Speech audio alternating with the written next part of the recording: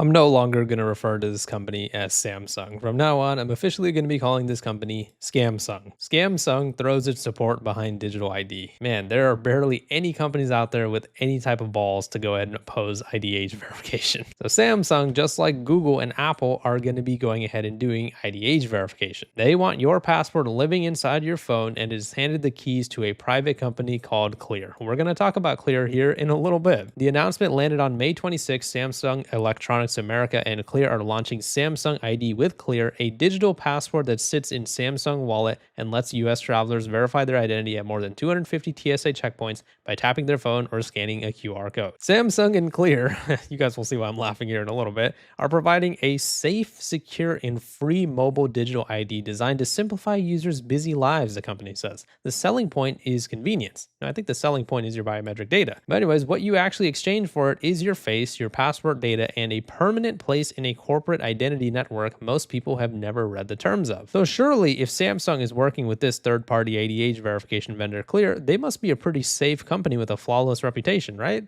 Well, just keep watching. So, setting it up reveals the shape of the bargain. You scan a valid US passport, then complete a face verification step run by Clear before the credential appears in your wallet. That scan is an enrollment into the same biometric network Clear has spent years wiring into airports and arenas, a network the company now puts at 41 million members and is pushing straight into the device you carry everywhere. Clear's secure identity verification platform makes experiences safer and easier both physically and digitally, said Clear CEO Karen Seidman Becker. Now with Clear's secure identity platform embedded in Samsung Wallet, verifying your identity is easier than ever. Samsung ID with Clear gives you a simple, secure ID in the palm of your hand. Secure, huh? Is it secure? Notice what gets sold as progress: a federal identity document and the biometric scan that locks it to your body. Now route through a publicly traded private firm that earns its revenue by becoming the gatekeeper between you and the places you want to enter.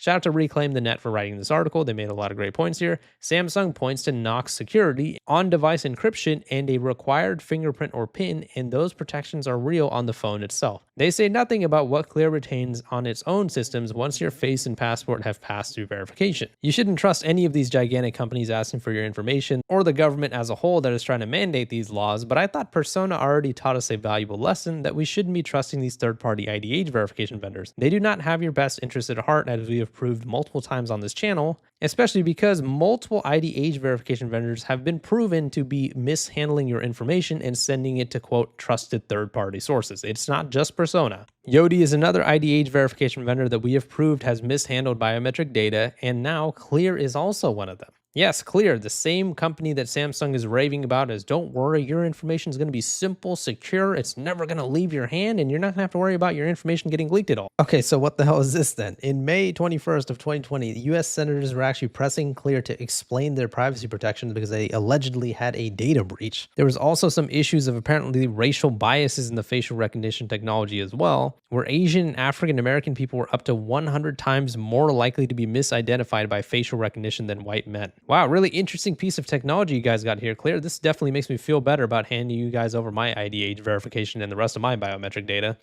Wow, you guys are definitely going to be taking care of that information, right? Well, how about this article in 2023 where apparently they had 50,000 customer photos being flagged as non-matches or lacking full faces. And all Clear really said here was like, yeah, we made a mistake, but we don't do this often and we are still safe, so just trust us. Here's an article from almost 3 years ago talking about the security issues for Clear. This was not written in response to Clear partnering with Samsung or anything recent like that. This has already been 3 years since this has happened. 2 previously unreported security breaches are raising new questions about the security of airport authentication firm Clear's service. In both cases, a company employee escorted passengers through security who were not enrolled in the Clear program and without checking their ID. They weren't even doing the due diligence to follow their own rules in terms of what is supposed to be happening at airport security, and now they're apparently going to be the go-to IDH verification service for Samsung. Pretty interesting here. Clear's business model is pre-screening customers who pay a $189 subscription for the privilege of not standing in TSA's snaking manual authentication lines. Instead, they can offer a fingerprint or iris biometric scan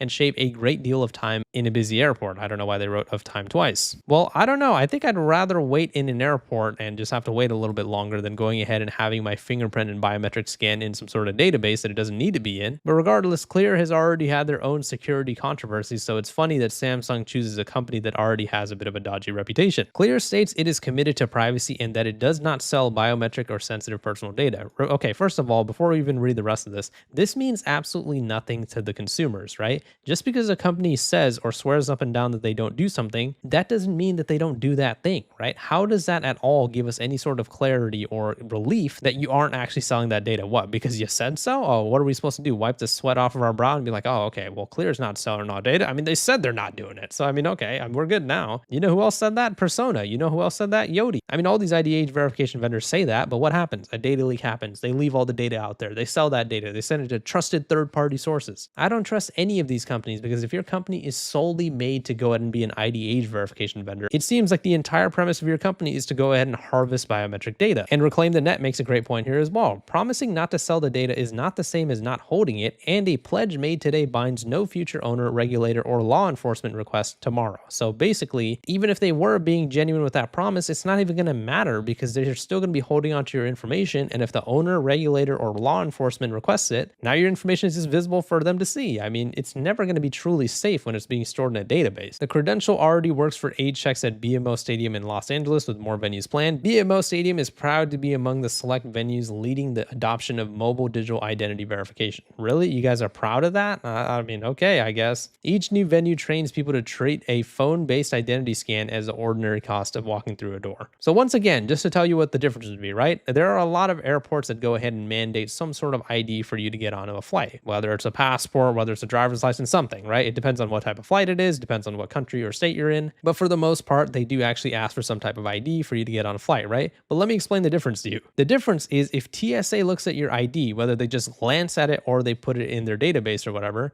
yes, that is scary that they are seeing your information, and yes, it's scary that it's in a database, but I'm sure many people would trust TSA or those large airport companies a lot more than Clear, this random IDH verification vendor that, as we've seen in the past with Persona and Yoti, is not going to be safe. I mean, they just get hacked and leaked all the time. How are we going to trust them? Who is Clear? What are their credentials? We don't know anything like that. Oh, because they said, oh, they're not going to sell our biometric data. What, we just trust them now? It's just baffling to me that people don't see this as a problem. But anyways, Samsung's not breaking much ground here because, Apple and Google did the same thing. And Apple specifically, it was a real shame that they went ahead and caved here, because I made a video like 5 months ago talking about the fact that Apple actually was fighting these IDH verification laws. Their company CEO at the time, Tim Cook, I believe the CEO has changed now. Yeah, apparently some guy named John Turnus will become the Apple CEO soon. He actually went over to official government abilities and actually tried to fight against IDH verification. Now, keep in mind, right, he is the CEO of Apple. Apple isn't exactly the most trustworthy company in the world, so he might have been doing this for selfish reasons. Who knows? Maybe he just doesn't want Apple to do the funding for IDH verification on the App Store or whatever. There could be some sort of selfish motive there, but the idea is that at least there was something good being done there, right? He was trying to remove IDH verification from Apple, and he was trying to exempt Apple and all their products from having that type of AI facial scans on their platform. Now, unfortunately, he's failed, and Apple has since caved, even though the fact that they have trillions of dollars in net worth and they could have easily fought these battles in court, Apple has now caved, and now they're going to be doing IDH verification on their platforms. Google has also obviously caved as well. I mean, YouTube has already been doing IDH verification for almost a year now, and I believe Google is already implementing IDH verification into Android phones. Samsung had the chance here. They had the opportunity to look at these big phone providers and say, look, we could be the anomaly here. We could be the people to put our foot down and say, you know what? We don't agree with this IDH verification thing. We have billions of dollars. We can easily fight this in court. You know what? We don't want to subject our users to this IDH verification stuff. We are going to fight this in court, and we're going to make sure that our users have their privacy intact. But no, what does Samsung do? Not only do they go ahead and plan to implement digital ID, but they are essentially supporting it, right? They're essentially putting their hand in the air and being like, yep, we support IDH verification, we support digital ID. So all these companies are extremely corrupt. And remember that the three companies that control nearly every phone in circulation all offer the same thing.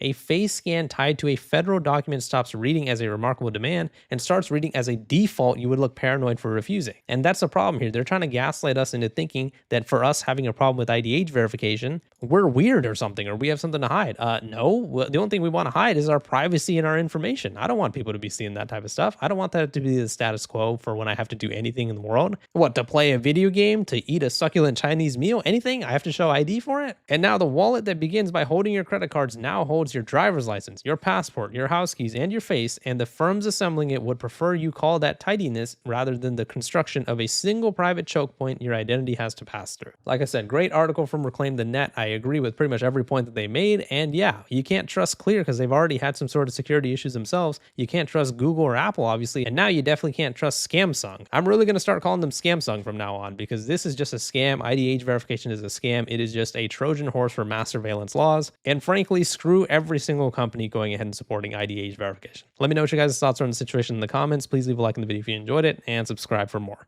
See ya.